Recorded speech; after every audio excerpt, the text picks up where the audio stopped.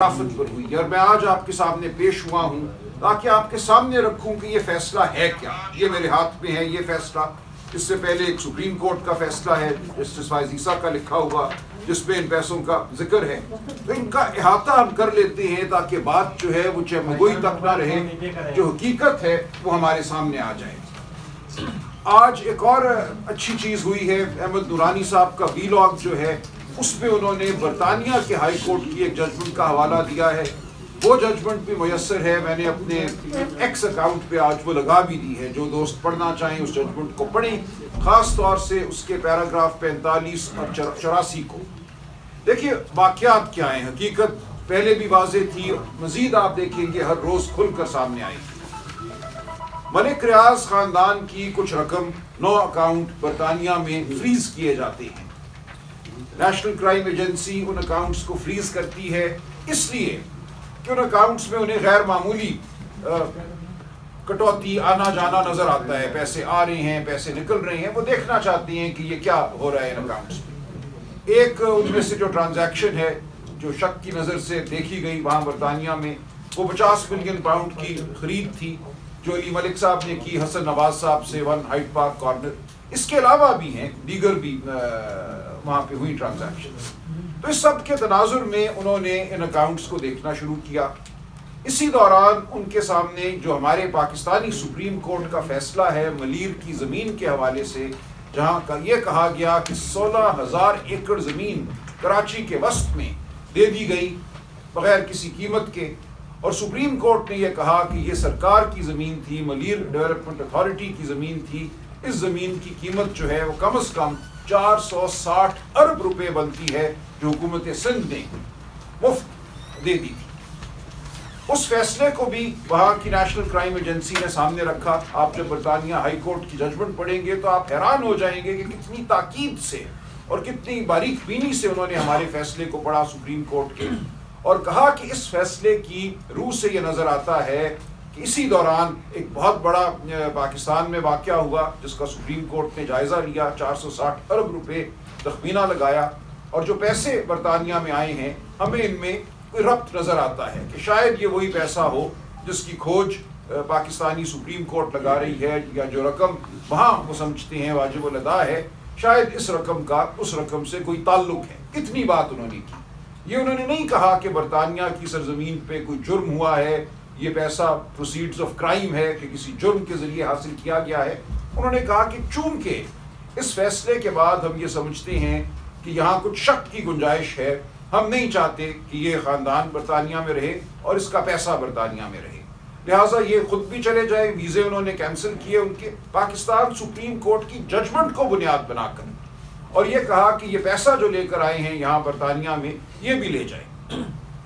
اب اس حوالے سے ملک ریاض خاندان نے اپیلیں کی, اور یہ جو ججمنٹ ہے جس کا حوالہ احمد نورانی صاحب نے دیا ہے وہ ان کی ویزا کینسلیشن کے خلاف اپیل کی ججمنٹ ہے جو England and Wales high Court میں گئی, اور وہاں اس ججمنٹ میں انہوں نے ان تمام واقعات کا جائزہ لیا ہائی کورٹ نے انگلینڈ اینڈ ویلز کے. تو وہاں انہوں نے یہی کہا کہ یہ آپ کی اپیل ہم مسترد کرتے ہیں, آپ برطانیہ چھوڑ دیجیے. اور اس کی تناظر میں اس پیسے کا تصفیہ ہوتا ہے کیونکہ یہ پیسہ اکاؤنٹوں میں تھا, کوئی جرم ثابت نہیں تھا برطانیہ میں, برطانیہ سے باہر بھی کوئی جرم ثابت نہیں تھا. انہوں نے صرف یہ کہا کہ چونکہ آپ کو ہم اب شک کی نظر سے دیکھ رہے ہیں پاکستان سپریم کورٹ کے فیصلے کے بعد, اس لیے ہمیں یہ ثابت نہیں کرنا کہ یہ پیسہ کسی جرم کے نتیجے میں برطانیہ آیا ہے یا کوئی اور اس میں خرابی ہے. ہم صرف آپ کو یہ کہہ رہے ہیں کہ یہاں سے آپ چلے جائیے. پاکستان سپریم کورٹ کی ججمنٹ کے بعد ہم یہ سمجھتے ہیں کہ آپ کو اس ملک میں نہیں رہنا چاہیے, آپ یہاں سے چلے جائیں گے. تو ایک معاہدہ ہوتا ہے ملک ریاض خاندان, علی ملک صاحب اور نیشنل کرائم ایجنسی کے درمیان. اس معاہدے کی بھی جو چیدہ باتیں ہیں وہ اس England and Wales high court کے فیصلے میں آ گئی ہیں. یہ پہلی بار وہ معاہدہ اب ہمارے سامنے آیا ہے, اگرچہ پورا معاہدہ سامنے نہیں آیا, لیکن اس کی جو اہم شقیں ہیں وہ انہوں نے ان کا ذکر اس فیصلے میں کر دیا ہے پیراگراف 45 اور 84 میں. England and Wales high Court کہتی ہے کہ یہ ایک بائی لیٹرل معاہدہ ہے, یعنی کہ دو فریقین کے درمیان معاہدہ ہے. ایک طرف علی ملک صاحب ہیں, دوسری جانب نیشنل کرائم ایجنسی ہے. اس میں حکومت پاکستان کا کوئی عمل دخل نہیں ہے. یہ دو فریقین کا معاہدہ ہے. اس معاہدے میں یہ لکھا ہوا ہے کہ جو رقوم وہاں فریز کی گئی ہیں، جو اکاؤنٹ وہاں فریز کیے گئے ہیں، ان کو ڈی فریز کیا جائے گا، اور وہ رقم جو ان اکاؤنٹس میں موجود ہے اس کو پاکستان میں سپریم کورٹ کے اکاؤنٹ میں منتقل کیا جائے گا، جو اکاؤنٹ کھولا گیا ہے بحریہ ٹاؤن کی طرف سے واجب الادا 460 بلین روپے کی ادائیگی کے لیے، اور یہ ادائیگی ہونی ہے ملیر ڈیولپمنٹ اتھارٹی کو۔ لہٰذا اس فیصلے میں، اس معاہدے میں یہ لکھ دیا گیا، اور فیصلے میں اس کا ذکر ہے کہ یہ رقم ہم ریلیز اس لیے کر رہے ہیں کہ آپ اس کو لے کر جائیں گے پاکستان سپریم کورٹ کے اکاؤنٹ میں ڈالنے کے لیے، وہاں ڈالیں گے آپ، اور براہ راست یہی ہوتا ہے۔ 6 نومبر 2019 کو یہ معاہدہ ہوتا ہے علی ملک اور نیشنل کرائم ایجنسی کے درمیان۔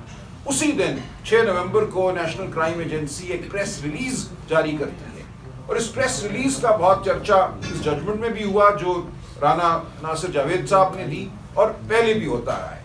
اس پریس ریلیز میں نیشنل کرائم ایجنسی برطانیہ کی کہتی ہے that money will be returned to the state of Pakistan. اب یہ جو الفاظ ہیں اسٹیٹ آف پاکستان، ان کو لے کر ایک مفروضہ گھڑا گیا کہ یہ پیسہ تو خزانے میں آنا تھا، یہ اس اکاؤنٹ میں کیسے چلا گیا؟ شاید اس وقت کی حکومت نے، عمران خان صاحب نے کچھ ایسا کیا کہ اس کے نتیجے میں یہ پیسہ خزانے میں آنے کی بجائے سپریم کورٹ کے اکاؤنٹ میں چلا گیا، جہاں بحریہ ٹاؤن نے ادائیگی کرنی تھی ملیر کی زمین کی۔ یہ بالکل غلط مفروضہ تھا، اور آج یہ بالکل عیاں ہو گیا ہے کہ یہ جھوٹ پر مبنی مفروضہ تھا۔ معاہدہ ہی یہ تھا کہ یہ پیسہ براہ راست برطانیہ سے سپریم کورٹ کے اس اکاؤنٹ میں آئے گا جو کھولا گیا ہے ملیر کے پیسوں کی ادائیگی کے لیے، اور یہی ہوتا ہے۔ 6 نومبر 2019 اہم ڈیٹ ہے، اسی دن وہ پریس ریلیز ہے، اسی دن یہ معاہدہ ہے۔ کابینہ کے سامنے 3 دسمبر 2019 کو معاملہ آتا ہے۔ کابینہ کے سامنے جو معاملہ آتا ہے وہ صرف اتنا ہے کہ جو یہ معاہدہ علی ملک اور نیشنل کرائم ایجنسی کا ہوا ہے، نیشنل کرائم ایجنسی کی یہ استدعا ہے کہ اس کو خفیہ رکھا جائے۔ ان کا ٹھیک ہے، ہم خفیہ رکھ لیتے ہیں، ہمارا کوئی اس سے لینا دینا نہیں۔ اس 3 دسمبر کی کابینہ کی میٹنگ سے پہلے 29 نومبر کو 100 ملین پاؤنڈ سپریم کورٹ کے اکاؤنٹ میں آ چکے تھے، یعنی کہ 6 نومبر کے فیصلے پر عمل درآمد بھی شروع ہو چکا تھا۔ 29 نومبر کو 101 million pound supreme court registrar کے اکاؤنٹ میں منتقل ہو چکے تھے۔ اس کے بعد یہ کابینہ میں بات ہوتی ہے۔ لہٰذا یہ بالکل غلط ہے کہ کابینہ سے کوئی فیصلہ لے کر وہ پیسہ جو ریاست کے خزانے میں آنا تھا اس پیسے کو منتقل کیا گیا سپریم کورٹ کے اکاؤنٹ میں، یہ غلط بات ہے۔ اور یہاں تک England and Wales high Court نے لکھا ہے اپنے فیصلے میں کہ جو پیسہ سپریم کورٹ اکاؤنٹ میں جانا تھا وہاں سے آگے اس کی ادائیگی اگر ملیر ڈیولپمنٹ اتھارٹی کو ہوتی ہے تو ملیر ڈیولپمنٹ اتھارٹی کی جو زمین مفت میں دی گئی تھی بحریہ ٹاؤن کو، وہ حکومتی زمین تھی، وہ سرکاری زمین تھی، لہٰذا اس کی ادائیگی بھی اسی زمرے میں آئے گی کہ یہ سرکار کو ادائیگی ہو رہی ہے۔ جب سرکار کی زمین آپ نے مفت دے دی کسی کو اور اس زمین کی ادائیگی ہوتی ہے تو ادائیگی سرکار کو ہے۔ یہ لکھا انہوں نے کہ ملیر ڈیولپمنٹ اتھارٹی جو ہے colonisation of government lands act 1912 کے تحت کام کرتی ہے۔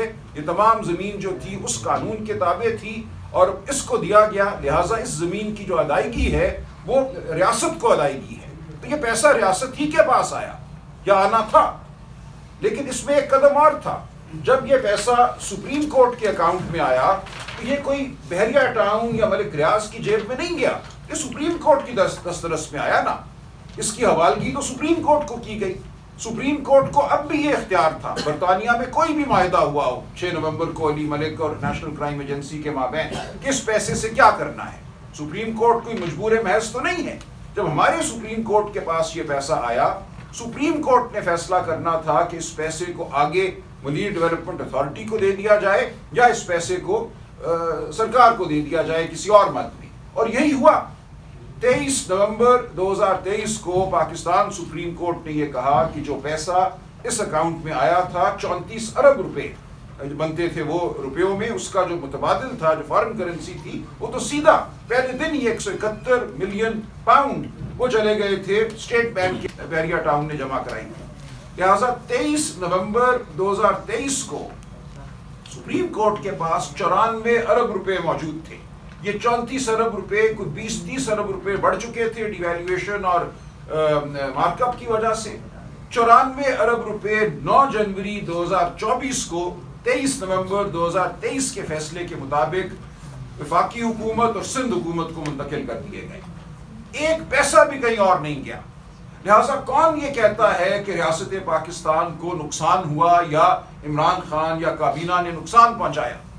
ये मुआहदा बरतानिया में भी यही था कि ये पैसा सुप्रीम कोर्ट को दिया जाएगा। सुप्रीम कोर्ट के पास जब आ गया, सुप्रीम कोर्ट की सवाबदीद थी कि ये पैसा वो आगे मुनीर डेवलपमेंट अथॉरिटी को देते या वो वफाकी हुकूमत या सूबाई हुकूमत को दे देते। सुप्रीम कोर्ट ने मुनासिब समझा कि इस पैसे को वफाकी हुकूमत और सूबाई हुकूमत में बांट दिया जाए और ऐसा ही हुआ। तकरीबन 50 अरब रुपया वफाकी हुकूमत को दिया गया और तकरीबन 44 अरब रुपए सिंध हुकूमत को दे दिए गए। तो अब कौन ये कहता है कि रियासत पाकिस्तान को या रियासत पाकिस्तान की किसी इकाई को या किसी एजेंसी को एक पैसे का भी नुकसान हुआ है, या ये कि इस पैसे को इमरान खान ने या बुशरा बीबी ने किसी तरीके से मोड़ दिया, उसने यहाँ जाना था, इस खजाने में जाना था, उसको किसी और अकाउंट में मोड़ दिया। बिल्कुल ये एक लव दास्तान है जो जितने दिन आगे बढ़ेगी। आप इस जजमेंट को जरूर पढ़िए। दोनों जो हमारी पाकिस्तानी जजमेंट्स हैं, सुप्रीम कोर्ट की 23 नवंबर 2023 की और ये राना नासिर जावेद की जजमेंट, इनको गौर से पढ़िए। और आज जो मैंने UK England and Wales high court की जजमेंट अपने एक्स अकाउंट पे लगाई है, उसको भी डाउनलोड करके आप पढ़िए, पैरा 45 और 84, और आप देखेंगे कि हकीकत क्या है। हकीकत खुलकर सामने आ चुकी है। तमाम झूठ जो था वो अब छटता चला जाएगा, रोज छटेगा। इसके साथ ही राना नासिर जावेद साहब ने ये लिख दिया इसके अंदर कि जो ट्रस्ट बना था, देखिए ट्रस्ट की जमीन मई 2019 में खरीदी जाती है। उस वक्त ट्रस्ट चूंकि अभी कायम नहीं हुआ था, एक कानूनी तरीका होता है हमारे यहाँ ट्रस्ट कायम करने का, उस वक्त लिखा गया कि बराए अल कादिर यूनिवर्सिटी ट्रस्ट ये जमीन मुंतकिल की जाती है जुल्फिकार बुखारी साहब को।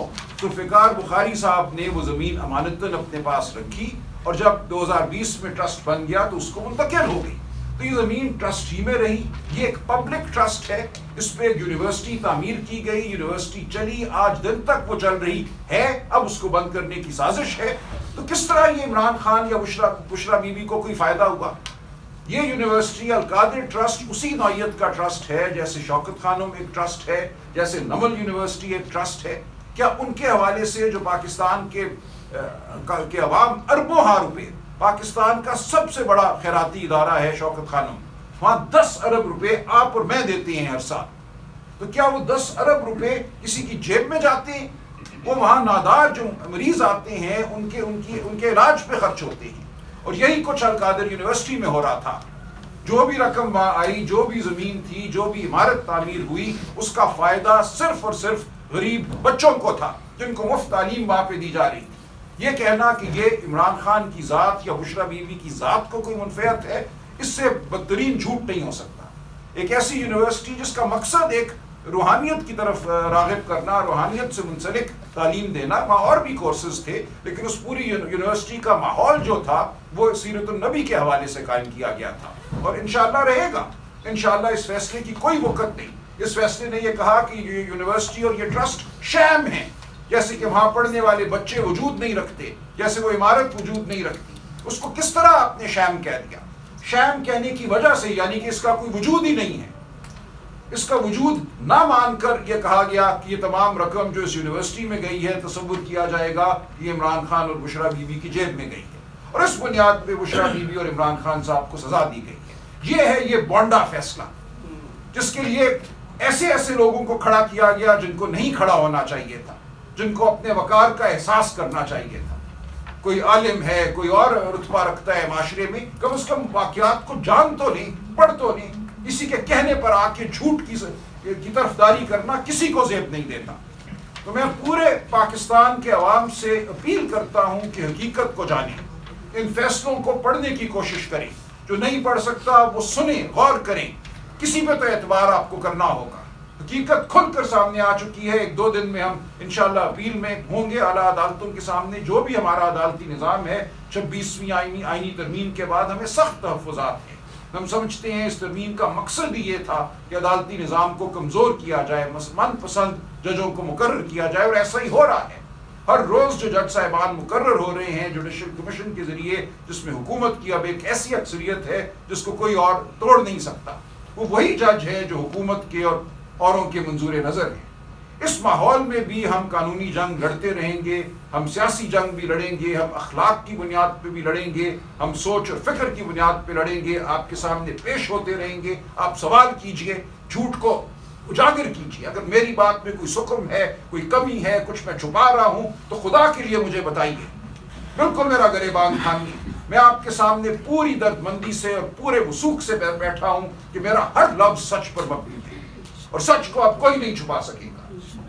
جو بشرا بی بی کے ساتھ کیا انہوں نے، ان کا اس سارے معاملے سے کچھ لینا دینا ہی نہیں ہے۔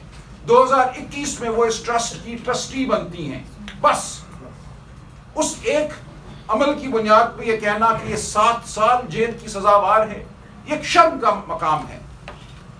یہ ایک حملہ ہے، سیاسی حملہ نہیں، یہ ذاتی حملہ ہے، یہ عمران خان کے گھر پر حملہ ہے۔ ہم سیاست کو کسی اور نہج پہ لے جا رہے ہیں جہاں سیاست نہیں رہتی، وہاں ہم بالکل ایک ایسی ڈگر پہ چل پڑتے ہیں جہاں پھر ہر ایک کا گریبان ہر ایک کے ہاتھ میں ہوتا ہے۔